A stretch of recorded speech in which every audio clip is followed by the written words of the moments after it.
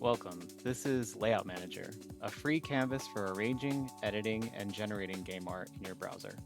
Similar to Canva, but with good Sprite sheet layout tools and more AI options. You can also connect this to local ComfyUI or local LLM chat. This tool can be super useful for Sprite sheet editing and exporting a pageinfo.json file to help with an LLM understanding the layout of your Sprite sheet and the element relationships. I use it for GBT image generation and simple image editing for the most part. I also use it for status updates on completed assets by dragging in a bunch of assets and just taking a screenshot of them. So we are going to start with an empty page, and we can do that by clicking this button or just ignoring the welcome splash altogether. You can drag in images from other browser windows or from your local files. You can toggle your rendering style from Bicubic to nearest, depending on if you want smooth scaling or no interpolation. Let's check out preferences. You can go to the hamburger menu up here and then hit preferences. You can set the theme here. I tend to like dark theme, and you can change your highlight color. If you're feeling really crazy, you can set up random highlight color. Frosted glass panels, workspace. I got the background grid. I tend to work with it off, but sometimes I like it on. Rulers, you can toggle them on in here or right here. Got some AI options. You can hide these features if you don't want to look at them, but you can add your API keys here if you have any. You can add a link to your local LLM down here, or use ComfyUI right here. Just put the link right there. So for basic controls, we can select elements and scale and rotate them. If you hold down Shift, you can snap it. There's hotkeys for everything, but there's also buttons over here for stuff too, so you can duplicate stuff with that or hit D. We also have some aligning tools similar to PureRef, or if you select multiple elements and then hold down Control and then use an arrow key, you can align elements. This one instantly aligned to a list, so we can right-click and arrange in a grid or a strip. Let's bring in more images from local folder. So they're of different sizes. I'm going to do 1-to-1 scaling by right-clicking and hit 1-to-1.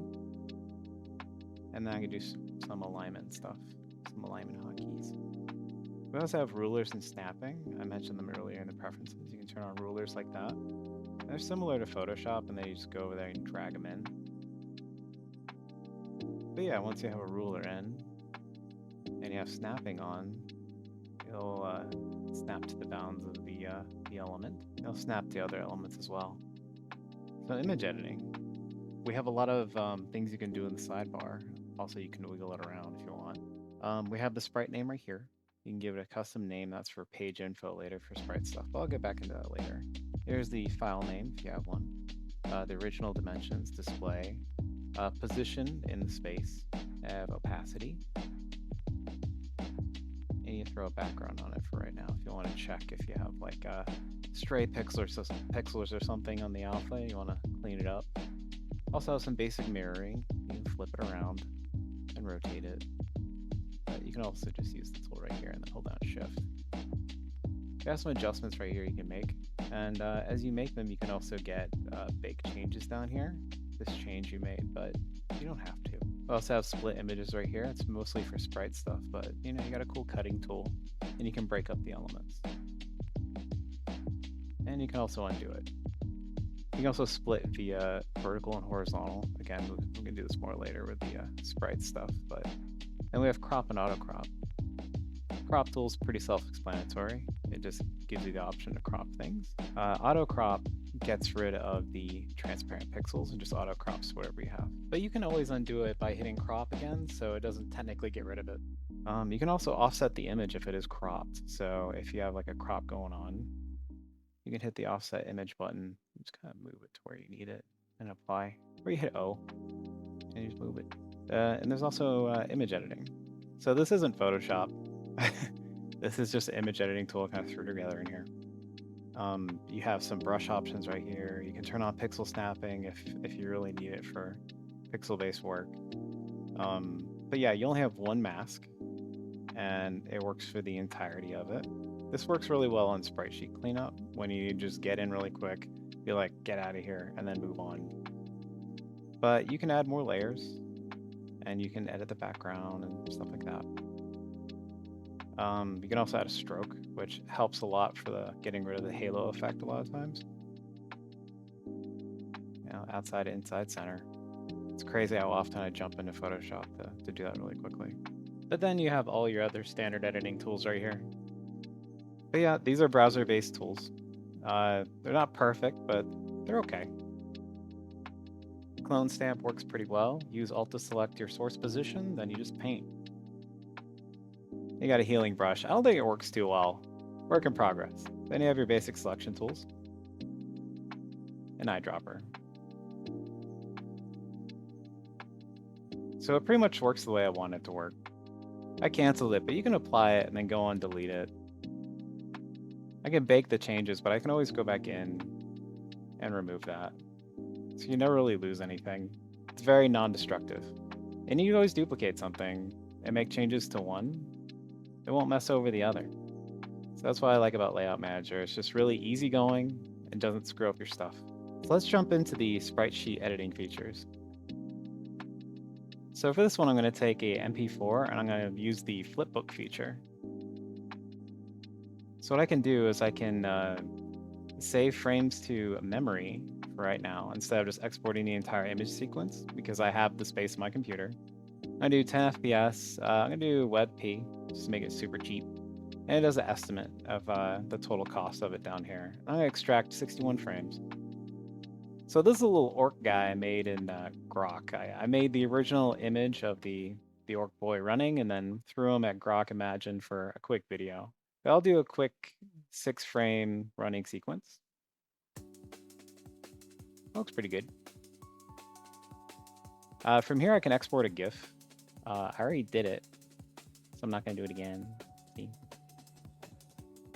But I'm just going to import selected. And here I can name each element, but you can do it again later on. So here they are.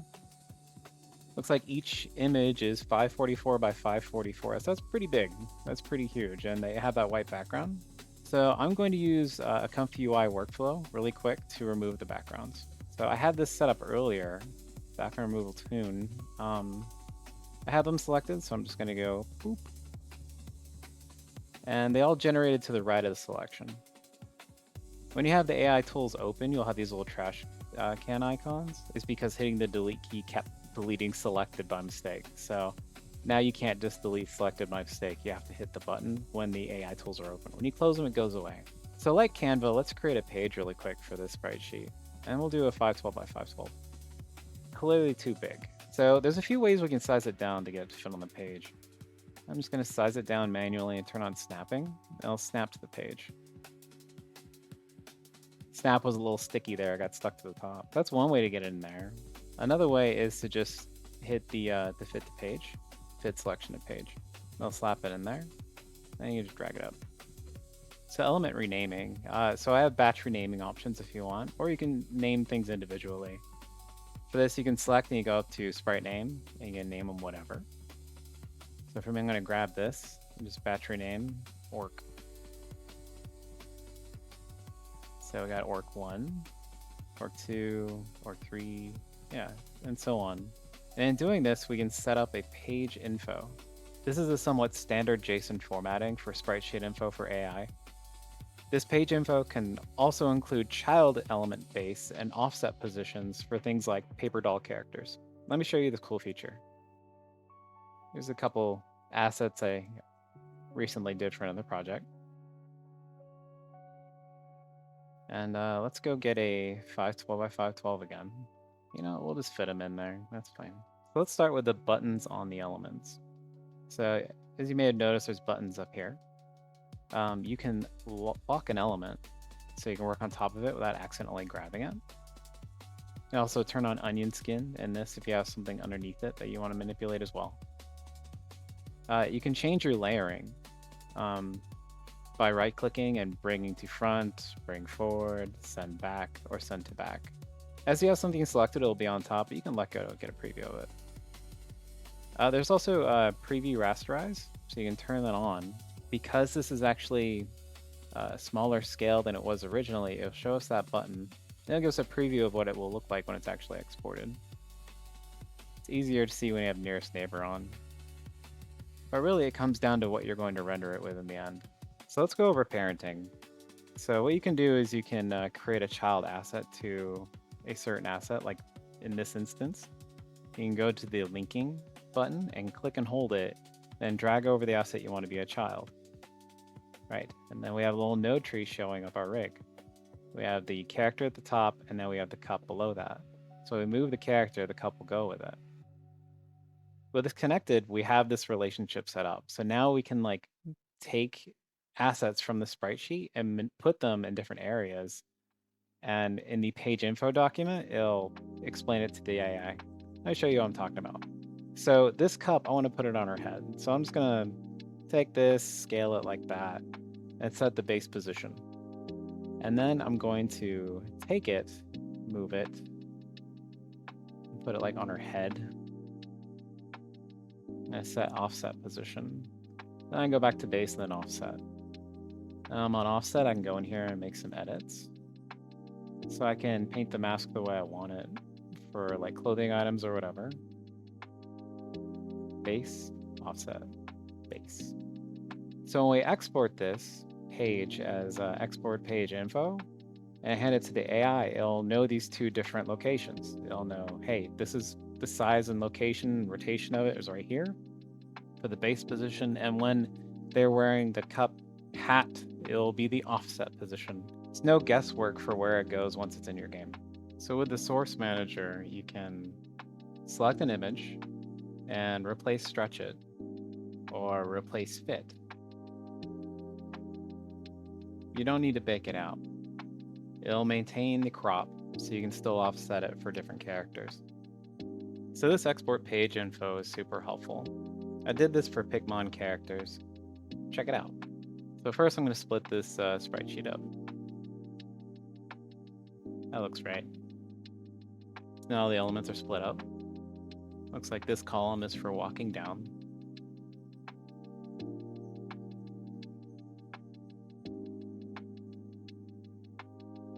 This column is for walking up. This is for walking left. And this is for walk right. Looks like this row is for attacking. It looks like this is for jumping. And this is for lifting and, I don't know, dancing? And now everything's named. So now you just export this all as page info. It'll go to your downloads folder. I'm going to give it the same name as the sprite sheet. This one was called spritesheet.ping, so I'm just going to make it spritesheet.json. Just do a refresh. And then I just drag them both in. And I switch it back to nearest. As you can see, it maintained all the split ups just by importing the JSON file and the ping. So when doing this, because all my sprite sheets are made like this, I can use the same page info for all the characters. You can also save out a .layout file instead of a bunch of images. Save project as .layout. And you can also load it by dragging it in, but you can also go through the project open project. So you can see it just reopened. Layout files can get big if you add a ton of assets to the workspace. It's a project file, so just be mindful of its size. So let's talk AI options. What you have is based on API keys or local AI options you bring to the table. Throw your API keys into preferences. Link your host location for LLM or ComfyUI. We have text to image. It's currently just GPT. It has GPT 1, 2, Lite, and Nano Banana with aspect ratio and image sizes. Selecting an image will add it as a reference. You can also add multiple images as references. I think it goes up to 5. Hey, this is the updated background removal tool. It's an AI model that runs entirely in your browser. No account, no API key. Your images never leave your machine. Quality is 170 megabytes, while fast is only 5. It's ONNX runtime running the isNet segmentation model. I tend to use ComfyUI for background removal. Seems a bit faster and a bit cleaner. So let's go over AI chat. Super handy. So you have all your providers up here. Let's then use OpenAI. And you can add selected images. And I'll ask for auto-describe by default. This is super handy for quickly getting prompts from images or just working out a problem with an LLM. You can attach reference images, and if the model can see images, it can hand you a nice prompt from the reference. Not all local LLMs can do this. Grok is here as well, but I don't have support for adding an image. You can also start a new chat by hitting this right here. And finally, ComfyUI. For ComfyUI, you'll need to launch ComfyUI with a special argument. Enable core's header. In Layout Manager, there are two folders. There's Comfy Workflows and Comfy Workflow Source. If you update ComfyUI and it breaks your API nodes, you'll want the source workflows to create new API files to fix the problems. Added a few workflows to the project, so if you want to get them running, just import the source workflow into Comfy and make sure you download all the missing nodes and models. I suggest you then export a new API workflow from that working project in Comfy and use that as the API workflow for Layout Manager. It's a bit more hands-on, but if you are a ComfyUI user and you want your workflow to work in Layout Manager, this is what you gotta do. For me, it's worth it. I can create a custom and very specific action in ComfyUI and just run it from here. With that said, that's pretty much everything there is to Layout Manager as of mid-2026. Thanks for watching.